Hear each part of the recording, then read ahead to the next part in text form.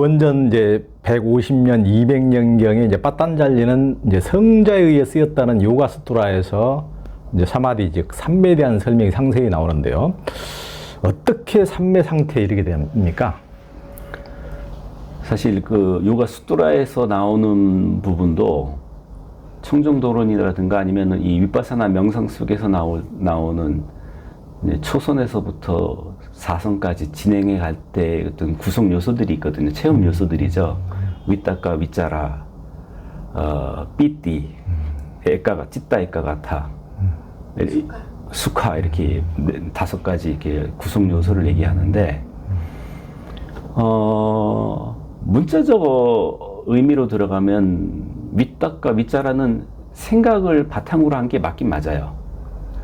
왜냐면은 그 니아야라고 하는 그 인도 논리학파에 의하면 그것을 생각 작용으로 표현하는 문구들도 많이 있고, 그런데 이것이 명상으로 전환이 됐을 때에는 테크니컬 텀 전문 용어로서 이해할 필요가 있습니다. 전문 용어는 그 체험의 세계를 언어로 표현할 때 한계성 때문에 문자적으로 풀어서는 해결이 안 되는 부분이 있거든요. 그러니까 이제 고인가 선생님께서는 뭐라고 표현하시냐면 윗다까도 일으킨 생각, 이제 번역하는 분들은 일으킨 생각, 지속적인 생각 이렇게 표현하거나 심사 표현해서 생각을 일으켰으면 그것이 지속되는 상태 뭐 이렇게 표현하는데 고인가 선생님께서는 뭐라고 표현하시냐면 명상 대상을 떠올리는 것을 윗다까라고 그러고 윗자라를 그 대상이 끊어지지 않고 이어지는 상태를 윗자라라고 표현하십니다. 네. 근데 이 표현이 요가 수트라에 똑같이 나오고 있어요. 윗다까 윗자라 삐띠 대신에 수가 하나로 표현을 해놨고, 아까 말씀드렸지만 자아에 대해서 계속 얘기해야 되니까 아스미타 자기 자아를 집어넣어놨습니다. 그래 놓고 수카 하나만으로 끝낸 게 아니고 그 빨리에서 윗다까 윗자라는 그 요가 수트라에서도 똑같이 같은 단어를 사용하고 있고요. 예. 대신에 삐띠 대신에 수카라고 하는 행복감으로 대체를 해놓고서는 자아를 집어넣어서 아스미타 나라고 하는 자아를 집어넣습니다. 그래 놓고 마지막에 아난다에서 또 은총 꼭 집어넣어요. 신이 전제가 돼야 되기 때문에 은총을 집어넣습니다.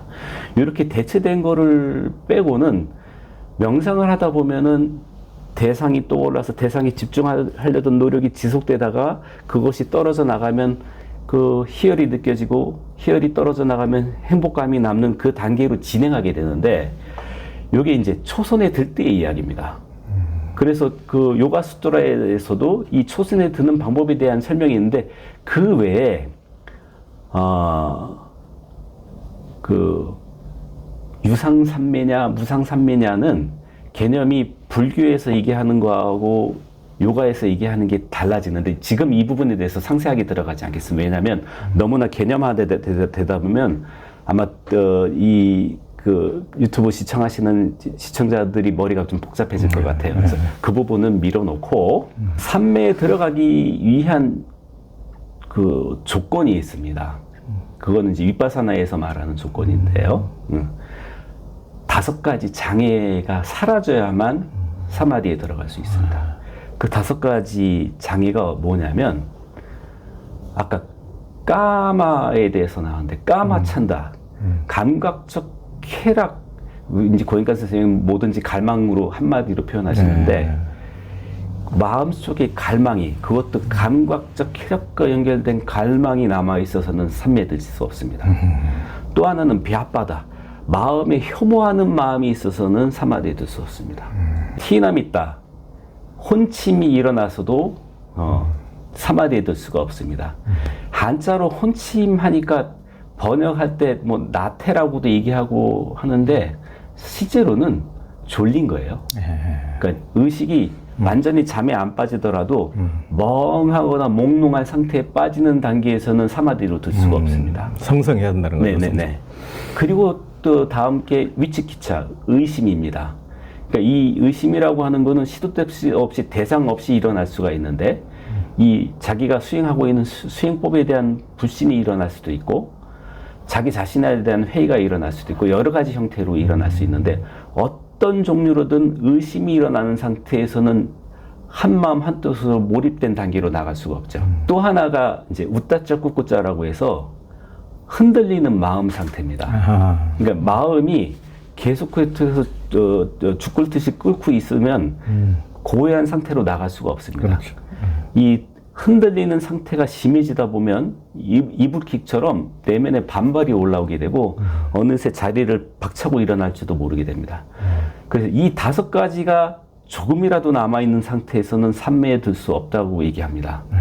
그래서 삼매에 들 때에는 왜 우리가 그 주의를 집중해야 되냐 하면 사실 이 집중이라는 표현이 조금 애매합니다. 뉘앙스가 애매합니다. 그러니까 제가 아까 그 조명, 핀 조명이 커지면 주변은 배경이 돼서 어두워지는 이 의식의 포커싱 효과가 있다고 말씀을 드렸는데 다른 표현이 없어서 주의를 한데 모은다라고 표현하기보다는 주의를 집중해야 됩니다라고 한국말로 표현하고 있지만 이 집중이 고도로 강력한 집중 이 차원이 아닐 수가 있어요. 왜냐하면 부처님 당시에 그 마더 비석가라고 하는 그 제가자 부인이 시집을 와서 보니 이 시댁 가족들이 그 자이나교 신봉자였고 시아버지가 완고한 분이셨기 때문에 부처님을 따르고 있는 자신을 싫어하기도 했고 그런 측면에서 이 며느리가 어떻게 하면 이분을 깨달음의 길로 인도할 수 있을까 고민하다가 생각해낸 게 부처님을 집으로 모셔서 공양을 올리는 거였었어요. 그래서 부처님 찾아가서 저희들 집에 내일 제자분들하고 오셔서 공양하십시오 하고 요청을 드리고 부처님 오셔서 이제 맛있게 그 공양을 올려서 이제 대접을 해드렸죠. 그럼 부처님이 음식 다시 드시고 나시면 이제 덕담도 해주시고 법문을 하시잖아요. 그 방이 시아버지 방 옆에 방이었었어요.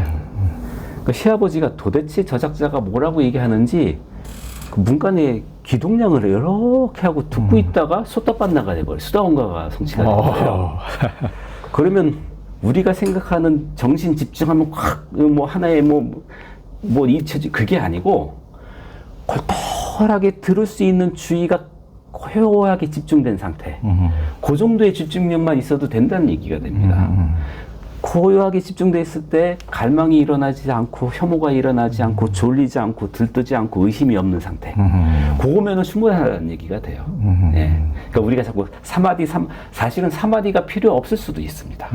그 정도의 고요한 상태에서 정근이 있고 깨달음의 씨앗이 촉발되기만 하면 그 내면의 흐름으로 직입한다고 생각합니다. 네. 그러니까 이제 서마디를 너무 같은 신비한 현상으로만 네. 이제 하지만은 굉장히 이렇게 그때 당시에 초기 불전에서 이제 부처님을 초대한 마더비스. 이제 그분의 시아버지가 네. 이제 수다원과 이제 초과를 이제 거기서부터 어떤 이제 뭐 성자의 단계에 들어가는 네, 거니까 네, 단박에 그렇게 이제 나름대로 깨달음을 얻는 이유도 문간의 귀를 조용히 기울이고 그 정도로 집중력만 있어도 네. 이제 그게 가능하다. 네. 아, 희망이 팍 생기는. 조용히 귀 기울여서 이 유튜브만 열심히 들어도 희망이 막 샘솟게 합니다. 아니 이게 이제 연관돼서 한 가지 더 말씀을 드리면 고대 그 무술을 수련하는 분들이 이제 상대하고 손등을 맞대고 이렇게 원으로 돌면서 상대의 움직임을 감지해서 궁방을 주고받는 수련을 하지 않습니까? 그때 이 손을 통해서 상대의 움직임을 감지하는 것을 한자로 들을 청자를 썼습니다. 어허. 그 몸으로 감지하는데 한자를 들을 청자로 썼다는 것은 상당한 의미가 있다고 생각을 해요. 수행할 때 이제 지금 저희들이 수련하고 있는 이제 고행과 윗바사에서는 감각 관찰을 촉감을 통해서 하고 있는데 이 감각을 느끼는 것도 마치 우리가 소리를 듣듯이 그 감각으로 수련하는 게 도움이 된다고 생각합니다. 아, 그렇죠. 그러니까 온몸으로 들여야죠, 온몸으로. 그 요가 스토러엔 이제 신통력의 장이 있어서 요가 수행으로 저절로 얻어지는 부산물과 같은 초자연적 지혜와 능력들에 대해서 설명을 해주는데요. 요가를 통해 어떤 신통력이 생긴다고 하는 겁니까? 그 지금까지 인도와 한국에서 본 요기들 가운데 신통을 하는 경우를 본 적이 있습니까? 사실 이 수행 전통에서 가장 경계하는 게 그 능력을 비교하거나 드러내는 것입니다. 어떤 스승님도 그것을 과시하는 것을 인정하신 스승님은 안 계시거든요. 네. 그런데 저는 우리 한자 열에 원래 그 산스크리트나 빨리어는 따타가 다 그렇게 가신 분 하니까 이제 그럴 연자 써서 이렇게 표현을 하기도 하는데 열애라고 할 때에는 한자의 의미를 한번 생각을 해봤습니다. 같은 여자잖아요. 레자는 올레자입니다. 다가오는 것과 같아진다는 의미는 어디를 가든 가는 곳의 파장과 내 파장이 맞아진다는 의미로 해석을 하게 됩니다. 그러니까 의식이 각성된 분이 있는 곳에는 주변이 정화된다고 하는 것처럼 의식이 깨어있는 분이 펼쳐질 때는 그것이 기적처럼 드러날지라도 자연스럽게 받아들여지게 되는 호소력이 있는데 그렇지 않고 인위적인 조작이 될 때는 술수가 될 겁니다. 그래서 술이라고 할 때는 무술도 그렇지만 무술이 최고의 무술이 되려면 없을 묻자 무술이 돼서 싸움을 안 해도 되는 상황이 분위기가 되게 만들어지는 것이 최고의 무술이라고 이야기를 들었거든요. 네. 그런 측면에서 최고의 신통은 결국은 그 맺다, 그 자비심이 충만해서 저절로 펼쳐지는 상태. 그러니까 수행자가 수행의 궤도에 이르면 운동선수가 그 어떤 궤도에 올랐을 때 움직임이 자연스럽게 이루어지는 것처럼 현실 속에서의 삶의 반향이라고 하는 것도 궤도의 흐름을 타고 자연스럽게 펼쳐질 때에는 그것을 우리가 술수라고 얘기하진 않죠. 그때는 굳이 어떤 신통 하나를 얘기할 필요가 있는가 생각이 듭니다. 왜냐하면 수행을 하면 할수록 공감이 되는 건 우리가 음식을 먹어서 소화를 시키고 살아간다는 자체가 대단한 기적이라는 인식이 정말 거짓말이 아니고 실제로 다가오거든요. 이 음식을 먹어서 소화시키는 과정 중에 뭐 하나가 어긋나도 제대로 된 소화를 할 수가 없을 것이고 우리 인체의 기능 중에 어느 하나가 고장이 나도 지금처럼 제대로 된 생활을 하기가 힘들 거예요. 근데 이것이 한 채 오차도 없이 벌어지고 있다는 자체를 보면 이만한 신통이 없는 것 같습니다. 그렇죠.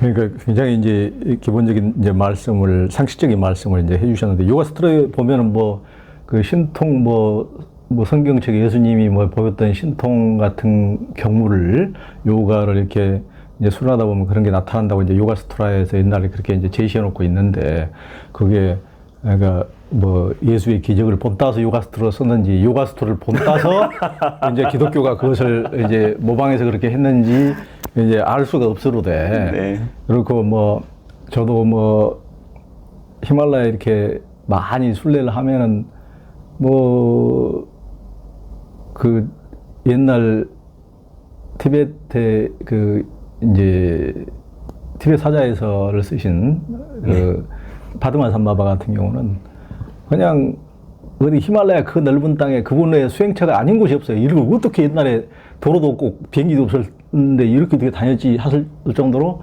그냥 전설 따라 삼천리 그분뿐만 아니고 이제 다른 이제 고승에 대해서도 뭐 여기서부터 어디 뭐 어디서 날라가가지고 어디서 뭐 털을 잡고 어쨌다는 등 이제 그런 굉장히 전설 따라 삼천리가 이제 많고 이제 그런 것들이 지금에 와서까지 뭐 티베트에서 이제 수행했던 분들도 티베트 수행자들은 그런 얘기는 좀치 하지 않는데 그런 데서 이제 오신 분들이 막 그것을 실제 일어난 것처럼 이렇게 말씀하신 경우도 이제 제가 많이 이제 실질적으로 많이 들었는데 근데 그런 초능력이라는 게 항상 들리기는 하지만 직접 눈으로 안 보이는 게 이제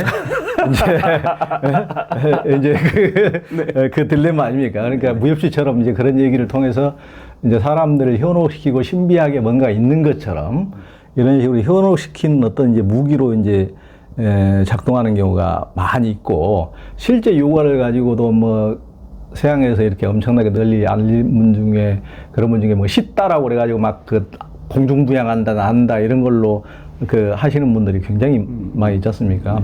그러니까 진짜 아인가처럼 이렇게 고수와 그 주변에서 하시는 분들이 막 거기서 막 이렇게 공중부양하고 그런 분을 보신 적은 있으세요? 아니요, 그렇지는 않습니다. 그렇죠. 네. 근데 이제 일단 요가 수트라에서 나오는 그 신통에 대한 설명을 보면 그럴듯해요. 네.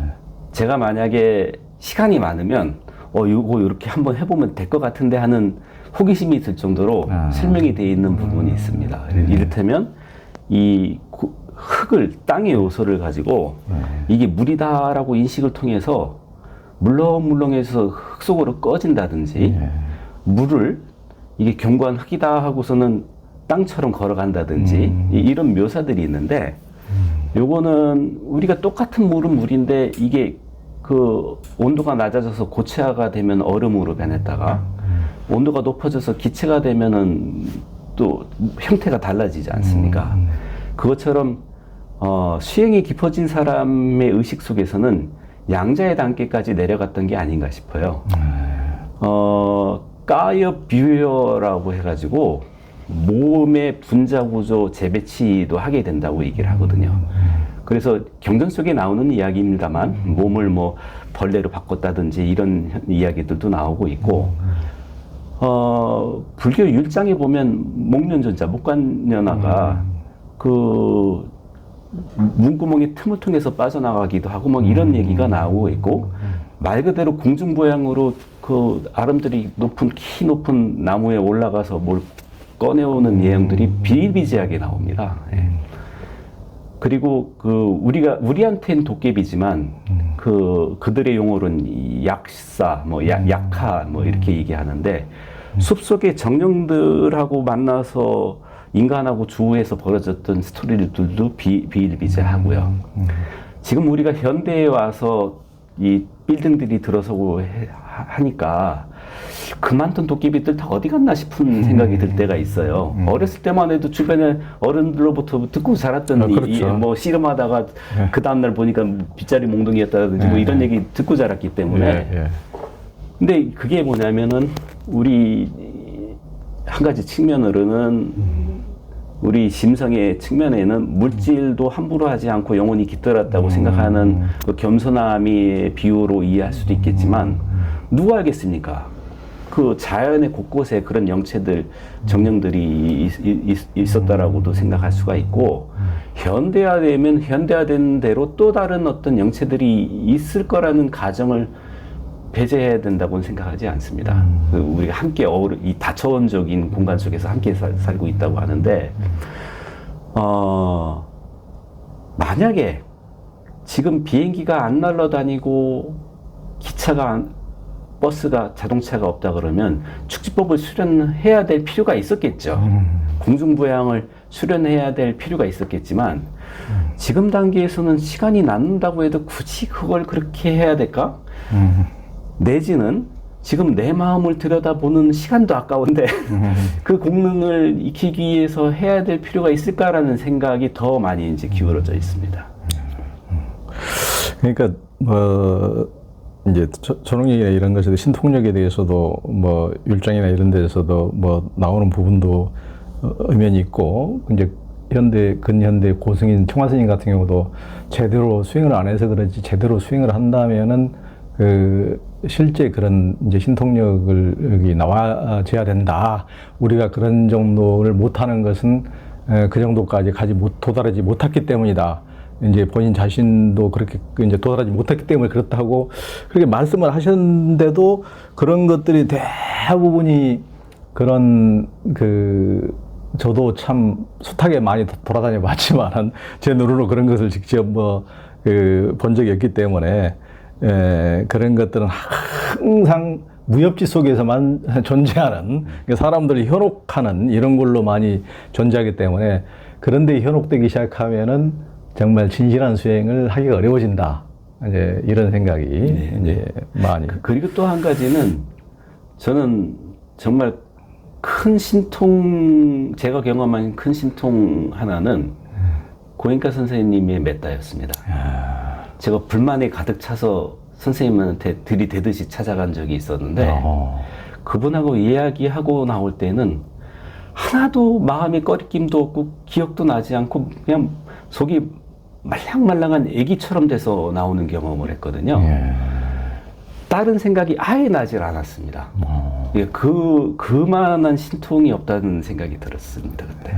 그렇죠. 그게 진짜 신통이죠. 그러니까 우리가 사람을 죽일 듯한 살심을 가지고 있는데도 사람을 살리는 마음으로 변화되는 것. 그거 이상 큰 기적이 없는 거죠.